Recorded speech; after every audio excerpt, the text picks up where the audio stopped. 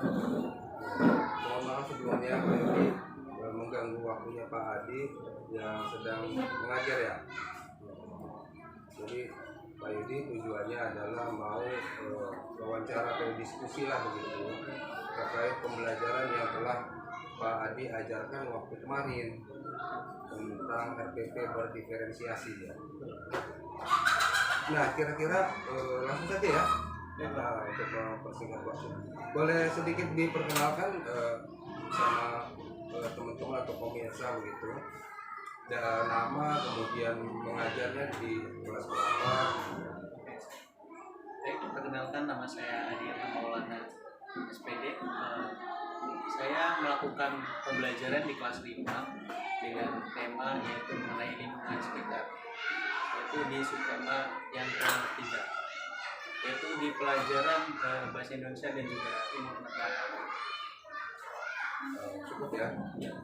Kemudian Pak Yudi akan memperkenalkan ini guru Pak Yudi ini di CGT ya, dan penggerak namanya Haji Mutati. Dia kepala sekolah di SMA ya, selain dia di pengajar praktik dia juga pemimpin di SMA Lewi Damar ya, SMAN 1 Lewi Damar, SMAN 2 Lewi Damar. Amin. Insya Allah Bu Adi nanti di setelah loka 7.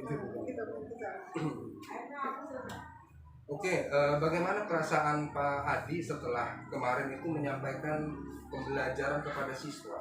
Bisa tolong diceritakan ya? Baik Pak, jadi yang pertama tentu saja saya sangat senang. Kenapa senang? Karena memang pembelajaran berjalan dengan baik, meskipun di awal memang antusiasme siswa belum terbangun Pak.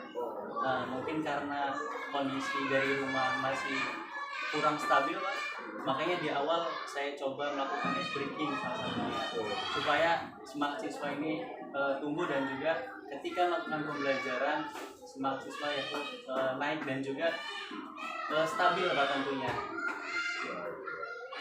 Kemudian teknik atau metode yang digunakan pada waktu pengajaran kemarin itu model apa yang Pak Adi ajarkan kepada siswa? Jadi kemarin itu saya melakukan pembelajaran dengan model RPP berdiferensiasi. Oke, baik. Kira-kira di dalam pembelajaran tersebut ada tidak kendala yang dihadapi oleh Pak Adi di kelas?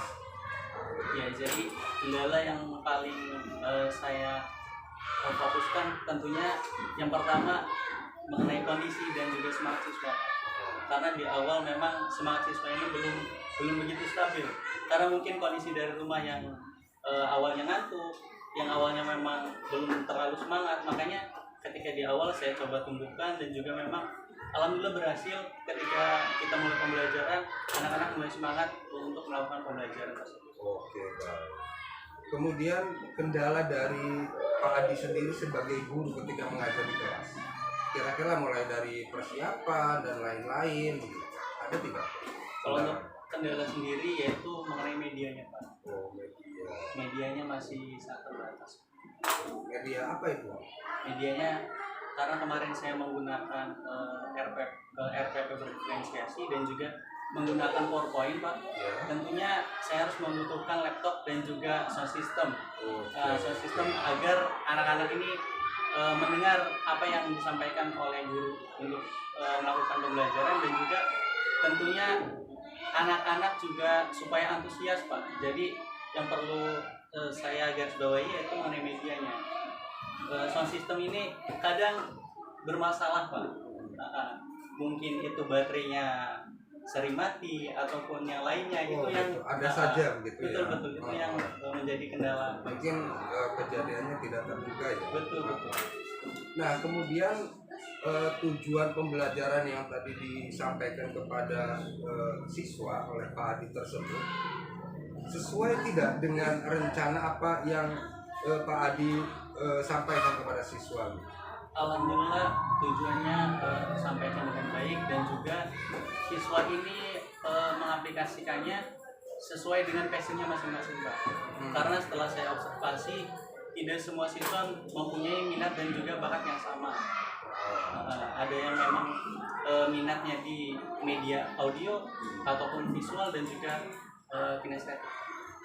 Nah, Pak Adi, sebelum melaksanakan kegiatan atau rencana yang dilakukan tersebut, apa rencana sebelumnya itu sudah dibuat sedemikian rupa seperti halnya melakukan penelitian. Nah, sehingga Pak Adi bisa melakukan RPP berdiferensiasi itu berdasarkan minat dan bakat. Didasarkan dari apa? Ya, jadi sebelum saya melakukan pembelajaran tersebut, saya melakukan observasi khususnya di peserta didik kelas 5 Pak. Di SD ini saya melakukan observasi dan juga terdapat 3 kelompok. Maksudnya kelompok ini berdasarkan minat dan juga bakatnya masing-masing. Ada yang di bidang audio, visual, dan juga kinestetik.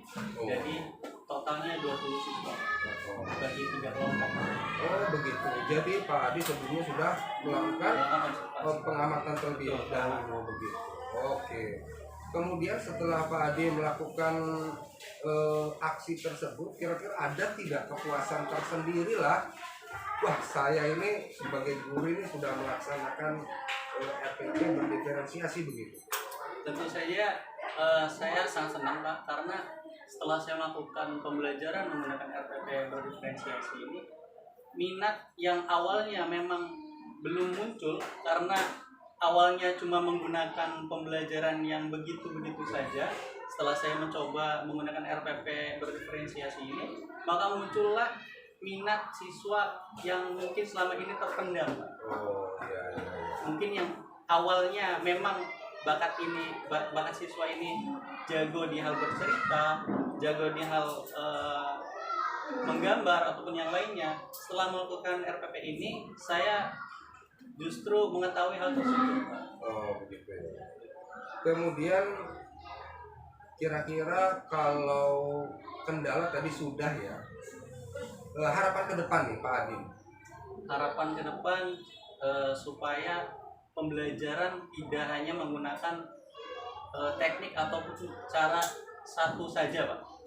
Otomatis harus dikembangkan lebih baik lagi, bukan hanya RPP berdiferensiasi saja, akan tetapi mungkin menggunakan metode ataupun cara-cara yang lebih efektif lagi ke depan. Kemudian bagaimana Pak Adi rencana ke depan ini? Rencana ke depan tentunya karena ini memang RPP berdiferensiasi ini langkah awal saya Pak. Makanya langkah ke depan saya akan mencoba mengembangkan hal ini Pak. Setelah itu saya mencoba teknik ataupun cara yang lain. Kemudian dari dukungan apa saja Pak Adi itu mendapatkan motivasi atau inspirasi begitu bisa menggunakan RPP yang sudah diajarkan tersebut? Ya, yang pertama tentu saja melihat minat dan bakat siswa tersebut Pak, terlebih dahulu. Karena kalau misalkan sebelum kita mengajar tapi saya memaksakan metode ataupun cara yang saya mau, tidak melihat kemampuan siswa, itu otomatis saya memaksakan siswa untuk menerima materi yang saya sampaikan. Tetapi saya untuk mencoba mengobservasi, ternyata siswa ini cara menangkap materi itu berbeda-beda. Makanya saya mencoba dengan cara yang berbeda juga. Oh begitu. Nah, kemudian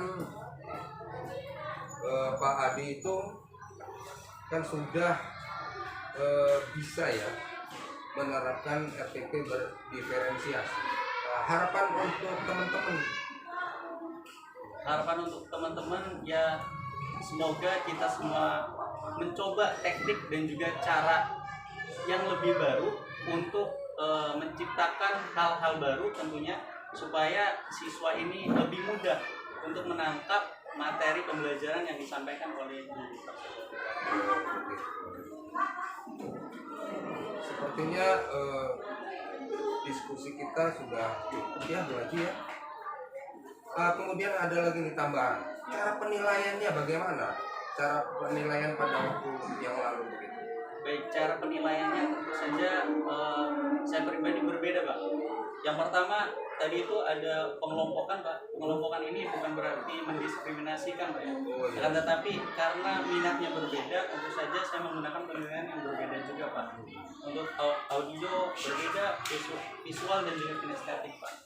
Makanya saya melakukan penilaian yang berbeda sesuai dengan minat dan juga bakatnya masing-masing. Mungkin kiranya cukup ya Pak Adi diskusi kita hari ini, mudah-mudahan bisa membantu ya. Kemudian terakhir juga ini baru ingat lagi ya, harapan ke depan itu Pak Ya, Adi. harapan ke depan supaya saya berharap semoga pembelajaran ke depan lebih baik lagi dan juga muncul ide-ide baru untuk memajukan pendidikan khususnya di SD. Amin. Itu saja diskusi kita pada hari ini. Sekali lagi, jadi terima kasih pada Pak Adi sudah mengganggu waktunya. Mudah-mudahan sukses buat Pak Adi ke depan. Kita berikan aplaus dulu nih buat coach dengan coachingnya luar biasa, masya Allah. Jadi sebenarnya nih sekalian jelaskan ya. Jadi ibu tuh ingin ngeliat bagaimana Pak Yudi itu melakukan coaching terhadap Bapak yang sebelumnya kan Pak Yudi udah mengobservasi Bapak ketika proses pembelajaran. Jadi kalau dilihat dari keterampilan coachingnya udah luar biasa ya, sudah mengalir seperti tirta. Dari awal kan sudah menentukan tujuannya seperti apa, udah jalan di situ. Kemudian yang jelas dari keterampilan coaching Pak Yudi sendiri juga saya lihat tadi pertanyaan yang digunakan sudah menggunakan pertanyaan yang berbobot, tidak ada pertanyaan tertutup. Apakah yang dijawabnya dengan iya dan tidak? Semua kan semuanya memunculkan potensi Bapak selaku coaching. Dalam arti Pak Yudi juga kan di sini melihat hal-hal yang dirasa sulit ketika proses belajar berlangsung, kira-kira area pengembangannya apa, ke depan rencana pengembangan ini seperti apa. Jadi semuanya itu Pak Yudi sudah lakukan dengan baik. Jadi selaku coach Pak Yudi sudah melaksanakan tugasnya yang baik. Jadi saya lihat tadi pertanyaan udah berbobot. Pak Yudi juga mendengarkan dengan aktif apa-apa yang coachingnya sampaikan, dan coachingnya kebetulan luar biasa juga nih. Sepertinya pembelajaran diferensiasinya nyampe, udah mengerti bagaimana tahapan pembelajaran diferensiasi dengan dimulai dengan menganalisis kebutuhan peserta didik, juga dipahami bahwa kebutuhan peserta didik itu berbeda. Jadi Bapak sudah memahami luar biasa. Walaupun Bapak bukan guru penggerak karena didesignasi oleh Pak Yudi, alhamdulillah Bapak memahami. Dan sebenarnya pembelajaran diferensiasi itu yang memang pembelajaran yang betul dibutuhkan oleh siswa. Jadi siswa itu belajar sesuai dengan kebutuhannya gitu. Yang tadi Bapak pisahkan kan, ada siswa yang auditori, ada siswa yang kinestetik, dan ada yang visual. Penilaiannya pun Bapak bedakan seperti itu, luar biasa. Walaupun saya tidak melihat secara langsung observasi pembelajaran di kelas, tapi saya bisa membayangkan bagaimana Bapak di kelas waktu itu dengan pertanyaan-pertanyaan pemantik yang dilontarkan oleh Pak Yudi. Saya bisa membayangkan bagaimana Bapak kemarin belajar di kelas. Ya. Mungkin ada tambahan lagi Bu, bahwa pembelajaran di kelas itu alhamdulillah kemarin sudah saya up. Jadi sudah ada di YouTube Bu. Wah, luar biasa. Jadi sebagai kenal-kenal lah dokumen mungkin ya. Itu ya jejak digital. Iya benar. Perlu dan mungkin bisa dijadikan referensi atau berbagi praktik baik untuk guru-guru lain yang juga ingin menerapkan pembelajaran diferensiasi. Nih, lihat nih pembelajaran diferensiasi. Kadang-kadang kan ketika kita mulai kita bingung. Diferensiasi itu seperti apa sih gitu kan? Apakah harus semua tahapannya? Kontennya, prosesnya, apa produknya? Padahal ketika kita menerapkan salah satunya juga kita sudah melaksanakan pembelajaran yang berdiferensiasi. Jadi intinya tadi untuk keterampilan coachingnya kan yang saya nilai itu keterampilan coachingnya. Keterampilan coaching seperti udah oke, udah dapat banget, mendengarkan dengan aktif, udah gitu present, hadir seutuhnya. Jadi kan Pak Yudi fokus ke Bapak, nggak main handphone. Kalau saya mah kan bukan coaching, jadi kan bisa sambil menulis kan apa-apa. Tapi Pak Yudi kalau keterampilan coachingnya sudah oke, udah bagus, sudah mengalir, ada tujuannya, ada identifikasinya, kemudian ada rencana ke depan, rencana aksinya seperti apa, ada tanggung jawab ke depan Bapak mau gimana sih gitu. Jadi kok alur ceritanya juga dapat, keterampilan coachingnya dapat, bahwa udah luar biasa ya. Insya Allah nanti ini sebagai bahan saya untuk melakukan penilaian di keterampilan coaching ini. Mungkin itu saja mungkin tadi ya yang bisa saya komentari. Bapak juga terus luar biasa Pak Yudi juga teruslah memberikan diseminasi kepada guru-guru, terutama komunitas praktisi yang ada di sekolah ini, teruslah disampaikan berbagi praktik baik hal-hal yang memang sudah diperoleh pendidikan guru penggerak, biar semuanya sama-sama bergerak dan menggerak. Akhirnya kalau sekolah bergerak, satu sekolah bergerak ya insya Allah, ya kan bagian-bagian sekolah bergerak, Indonesia pun akan bergerak menuju hal yang lebih bagus lagi. Intinya mereka belajar ya. Mungkin itu saja dari saya, komentar selaku dari saya dari hati. Saya pun mohon maaf, ini belum ditutup ya, setelah ini kita masih ada sesi penutup Pak Yudi, kita akan ada persiapan lagi. Ya, gitu aja mungkin ya Pak ya. Terima kasih. Terima kasih. Amin. Belum selesai berarti ya Pak? Iya, masih ada dikit. Jadi di penutup apa itu nggak usah dimatiin? Iya, tidak apa-apa. Oh, Bisa saya? dipotong. Ya, sekarang mungkin di penutup itu, nah sekarang Pak Budi kan udah mau menjelang akhir nih di PGP. Kita sebulan lagi nih, kayaknya akhir ya. Sekarang tahun baru Pak Yudi, apa hal-hal apa yang sudah Pak Yudi peroleh selama mengikuti pendidikan guru penggerak? Iya, banyak sekali ya Bu, hal-hal yang saya peroleh dari guru penggerak. Pertama dari segi keilmuannya Bu.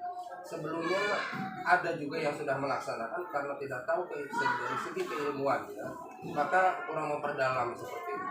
Karena sudah belajar banyak di sini, bahkan mau sampai berakhir CGP-nya, alhamdulillah, insya Allah akan saya terapkan di sekolah saya, di instansi saya di Melati Dua khususnya, dan umumnya di Kecamatan Waringkuru begitu. Ya, jadi Bapak merupakan karena CGP itu kan langka Pak. Bapak yang harus bisa jadi motor di sini, menggerakkan dalam arti mendesiminasikan ilmu-ilmu yang Bapak tahu. Itu kan kira-kira dari modul berapa Pak? Yang kan ada yang memang Bapak kuasai, yang kira-kira yang Bapak masih perlu belajar banyak tentang apa? Tentang pengambilan keputusan. Iya, tentang itu pengambilan ya. keputusan ini karena tergantung dari pihak permasalahannya itu sendiri. Prinsip dan angka. Prinsip paradigma. Sepertinya kalau itu perlu praktek langsung Pak. Praktek langsung. Setelah teorinya matang, ketika kita sering bertemu dengan masalah, kita mungkin kita terbiasa dengan masalah, kita bisa tahu nih bagaimana cara yang paling karena kalau nggak ada masalah cuma teori ya susah berhadapan dengan pengambilan keputusan yang sulit. Oh, berarti itu ya. Kalau untuk yang lainnya udah oke ya. Iya, insya Allah ada lah. Kalau filosofi KHD, insya Allah ya masih belajar sebenarnya. Hanya saja ya sedikitnya sudah memahami lah. Oke, alhamdulillah luar biasa Pak Yudi ya. Saya lihat juga Pak Yudi juga aktif di medsos, ibaratnya mendesiminasikan, mempublish lah Iya. apa aksi-aksi nyata Pak Yudi selama hidup guru penggerak, dan saya juga sering mengikuti lah ya. Tapi namanya bukan Yudi ya, namanya siapa tuh? Tom Parker. Tom Parker, luar biasa. Jadi banyak Bu, dari satu angkatan saya, dari SMK, saya sekolah SMK Bu. Jadi setelah saya diupload ke media sosial begitu ya, dia itu tahu, oh sebenarnya kamu lagi belajar ini ya, katanya gitu ya. Iya gitu Bu, jadi mensosialisasikan. Iya, gitu. perlu dipublish. Insya Allah ketika orang melihat dan orang ngelihat manfaat dari itu kan dia bisa tiru. Kalau suatu hal yang baik ditiru jadi sodako dari Insya Allah. Banyak juga yang menginbox Bu, dari satu angkatan yang dari CPNS waktu itu, ada yang dari Ciuma segala itu pada nelpon Bu, Pak Yudi ini jadi berbagi informasi gitu. Caranya bagaimana sih Pak Yudi? Saya jelaskan gitu. Itu juga kan memperluas jejaring Pak. Iya gitu. Nah, alhamdulillah, terima kasih Pak Yudi ya. Cuman Ibu mau mengingatkan sebelum P6 nanti ada juga umpan balik 360 derajat kayak dulu kan pernah tuh. Nah nanti tuh dilihat perkembangannya di awal kan ada juga tuh. Sebelum jadi CGP Pak Yudi gimana sih kompetensi guru penggeraknya? Kemarin waktu PI 3 juga kan ada kan umpan balik dari kepala sekolah, dari guru, dari siswa yang kemarin Pak Yudi ikut. Di PI 6 pun nanti Pak Yudi ada umpan balik dari kepala sekolah. Jadi ingin melihat perkembangan Pak Yudi itu dari waktu ke waktu. Yang diupayakan nilai dan peran dan kompetensi guru penggeraknya itu utuh gitu, dalam arti tambah sempurna makin kesini dengan tambahnya ilmu, apalagi di modul 31, 32, 33 ini kan yang berkaitan dengan pemetaan aset, pengambilan keputusan, dan rencana program yang berpihak pada murid. Nah itu kan sebenarnya intinya. Jadi mungkin nanti minta masukan lah, minta umpan balik dari yang saya sebutkan ya, guru, siswa, dan kepala sekolah ya. Nah, tambahan lagi Bu Haji, Ibu Kepala Sekolah kan sedang mengikuti pelatihan program sekolah penggerak. Nah, harapan saya ya untuk melatih buah khususnya lah yang tingkat sekolah gitu ya, bisa lebih maju lah nanti dengan adanya program sekolah penggerak gitu. Ya saat ini Ibu Kepala Sekolah masih di Anyer, masih mengikuti 100 juta per tahun. Insya Allah Nah, mudah-mudahan dari sekolah juga ikut sekolah penggerak. Karena yang dites itu kepala sekolahnya. Yang dites kepala sekolahnya. Sekolah penggerak itu yang dites kepala sekolahnya. Jadi minimal yaitu menjadi kekuatan aset modal finansial untuk memajukan sekolah. Kan kalau dari dana bos terbatas Pak. terbatas, sangat terbatas. Makanya ada bantuan dari sekolah ada tambahan. Alhamdulillah. Terus yang terakhir saya juga mengingatkan terkait pemetaan aset ya. Jadi nanti sebenarnya pemetaan aset ini, kalau Bu Anissa sebenarnya sudah melakukan ya. Pak Yudi itu diskusikan juga dengan kepala sekolah. Dalam arti tentang pemetaan aset SD negeri 2 Pati ini, nanti Pak Yudi juga bisa diskusi dengan guru. Ini ada suatu forum lah nanti kegiatannya harus difoto. Ya di sini mengundang aktor, kepala sekolah, guru, untuk membuat aturan hasil diskusi. Jadi dipetakan bersama-sama aset sekolah ini itu seperti apa. Jadi nanti kalau bisa hubungi dulu kepala sekolah, kita harus memetakan aset itu nanti kegiatannya tolong dokumentasikan ada dokumennya. Jadi yang termasuk kemarin ada contohnya di Bu Anissa. Jadi ternyata Bu Anissa mah udah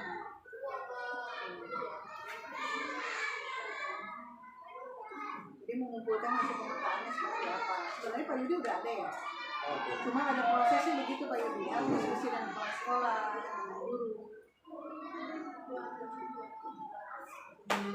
Oke, sepertinya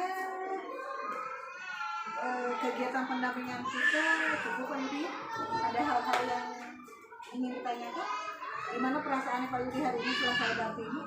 Alhamdulillah Bu, rupanya kompetensi saya ya meningkat, kemudian juga ilmu sebelumnya itu sangat jauh kayaknya lebih pesat meningkat menurut saya Bu dengan adanya atau mengikutinya program guru penggerak ini gitu. Dan alhamdulillah kemudian dari diskusi kita begitu ya Bu dengan Ibu, saya merasa kembali ke pengetahuan yang saya miliki lagi Bu, dari selama mengikuti loka. Mudah-mudahan nanti di loka berikutnya juga ada banyak teman juga bisa berbagi Bu, kita saling berbagi. Tapi kemarin yang namanya rencana Pak Yudi kita diskusi terkait loka 7 itu bagus banget. Benar, kita kalau bisa mah kita persiapkan sematang mungkin. Karena kan undang pejabat, undang radis. Oh begitu ya Bu ya? Iya, tadi tuh datang. Jadi ngelihat ya. Biasa mah kalau tadi kabupaten udah langsung promo dalam arti yang lulus langsung diangkat. Kalau SD SMP udah langsung percepatan kalau ada dasar. Kalau SMA karena ya regulasi berbeda. Provinsi ya Bu. Kayaknya harus melalui prosesnya. Itu saja mungkin Pak Yudi. Terima kasih waktunya. Alhamdulillah kita melewati waktu yang mudah-mudahan bermanfaat. Sampai ketemu lagi di P5 dari terakhir. Doakan saya sehat selalu. Oh iya, penting karena kan saya juga sekolah nggak ada. nanti di backup. Pak Yudi ini kepala sekolah. Pak Yudi ini kepala sekolah itu adalah